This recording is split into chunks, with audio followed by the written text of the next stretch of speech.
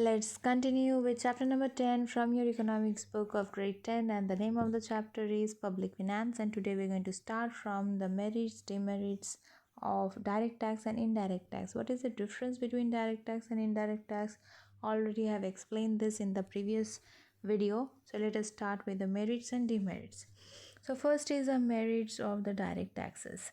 So first and foremost thing, let me just recall you that direct tax means the impact and the incident. That means the government is applying the tax and the payment of the tax is done by the same person. That is called the direct tax. And for example, we just took in you can say income tax. That was the example we were taking account in the previous video. So what are the merits of this direct tax? First is equality can be ensured. A direct tax is preferred to be an indirect one on equality grounds, because in the case of the direct tax it can be easily ascertained which person will bear how much of the tax burden. The government therefore can easily determine how much tax should be imposed on a person on equality ground.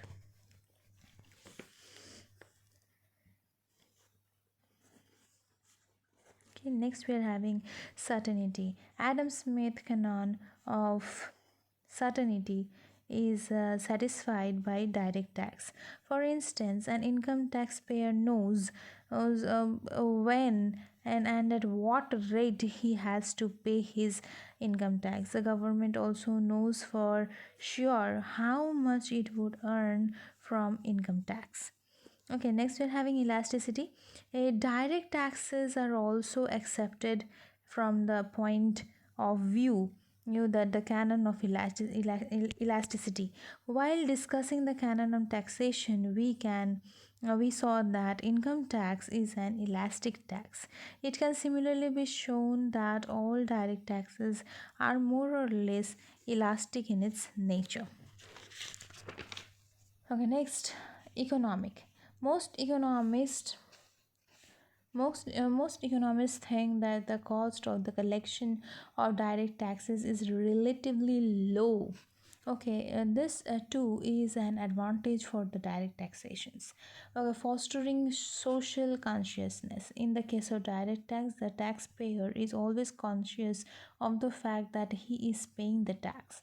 For instance, the payer of the income tax will surely be conscious of the tax which a slice of his income is taken away as tax. He will then keep a watch on the government activity so that the government does not really do plunder with his money. Next, what are the demerits we are having for the direct taxes? Unpopularity. So, direct taxes are generally unpopular. Taxpayers do not like them since they are to bear the burden of the tax directly, right? And the particular proportions, we can say that increasing the rate of the taxes. So no common man will like that if his income is taken away just like that. Okay, then we are having that consciousness is not fostered for everyone. We have said in the above about the direct taxes help in the increase of the social consciousness to the society, but it is not true for the taxpayers. The others do not undergo an increase of their consciousness. For instance, people whose incomes fall below a certain level are often exempted from the obligation of paying income tax. These people often do not feel the need of watching the government activities. Canon of productivity may be violated according to many of the economists. Direct tax do not satisfy the canon of productivity because there may be adverse reaction of the taxpayer inclination to the work and on his propensity of savings and investment, and as a result production and the rate of growth of production and in the economy may decline. Tax evasion. Often we will find this tax evasion is leading to the black money or uncounted money. Okay, the burden of the direct tax is felt directly. Hence, people try to evade these taxes. As if necessary, they resort the unfair means of the purpose. As unfair means of the purpose, for instance, the you can say about the income tax, the higher of the income tax of the person, the larger amount will be his tax obligation.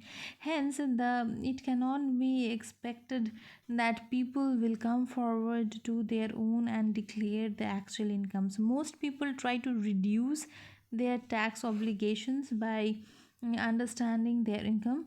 A tax evasion and is associated with the deliberate misrepresentation of income statements. This lead to the creation of black money. Okay, what are the merits of indirect taxes? Broad coverage. When the sales tax is imposed on a commodity, all buyers of the commodity ultimately have to pay a higher tax. Okay, hence all the consumers, irrespective of whether they are rich or poor, pay tax under this system. So for this reason, it is said that the indirect tax have a broader coverage than the direct taxes. Not unpopular. Now, when a common man purchases a commodity in the market, he considers the tax inclusive price to be the price of the commodity. In other words, he is not often aware that he is paying a tax. As a result, indirect taxes are not as unpopular as the direct taxes. Tax, you can say, productivity is not violated, and we have just said that while paying the indirect tax, people are not always conscious in the fact.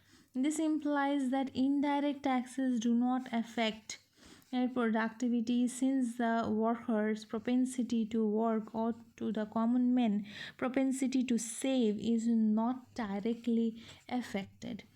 A special virtue of social reform, a special merit of indirect taxes is that they sometimes help in social reforms. Indirect taxes are still, stiff rates can be imposed on commodities whose consumption is judged to be socially harmful, like cigarettes and alcohol. The prices of these commodities will then increase enormously, and the consumers will buy less to consume this kind of products. What are the demerits? Demerits of indirect taxes, not always equitable.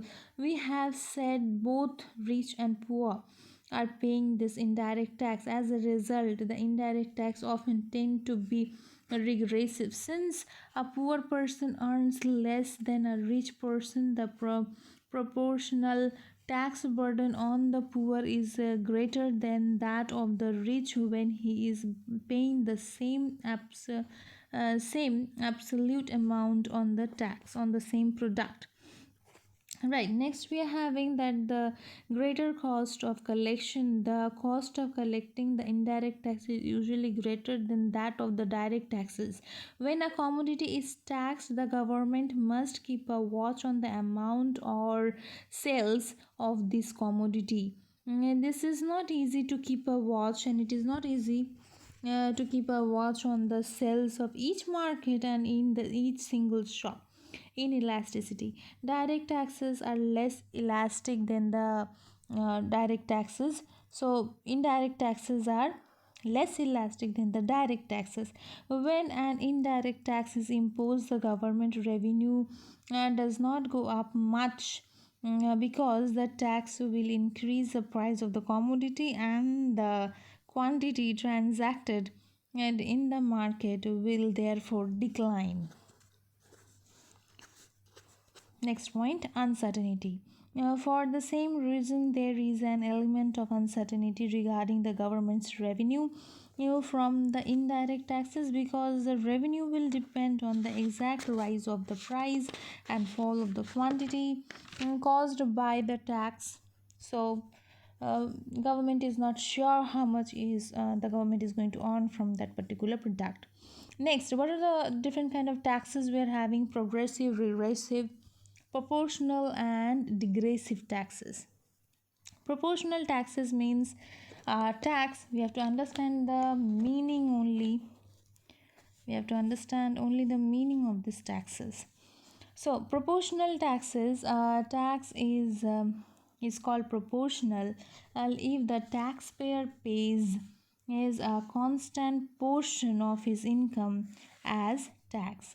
Thus, if a 10% proportional tax is imposed on a person, and so if he is earning rupees 1000, he will be paying rupees 100. So rupees 200 will be paid when his income will be 2000. So the same percentage of income is always collected as tax irrespective of how rich or poor the person is.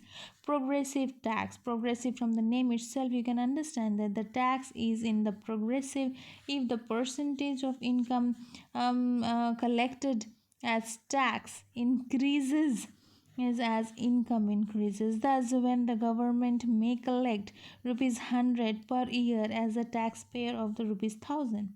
However, if the income increases to rupees 2000 and the tax collected is now not 200 but it will be more, say 300.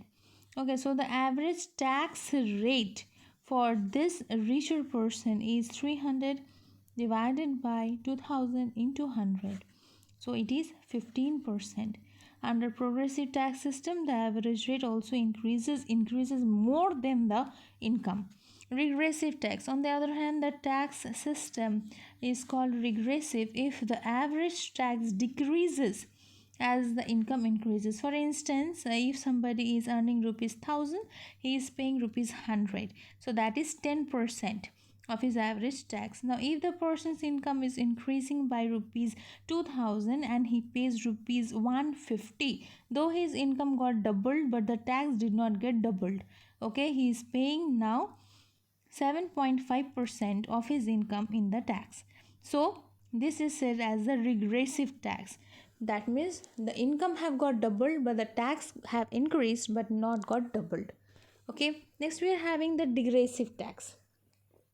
A digressive tax system refers to an extreme version of an regressive tax or regressive system. Whenever the absolute amount of tax collected from the person decreases as income increases. For instance, suppose if the income is rupees 1000, the person is paying rupees 100. Now when the income have got doubled with 2000, maybe he is now paying rupees 50. So that is a digressive where we are finding that the income is increasing, doubling, but the tax is also decreasing, right? So enough for the day. Thank you.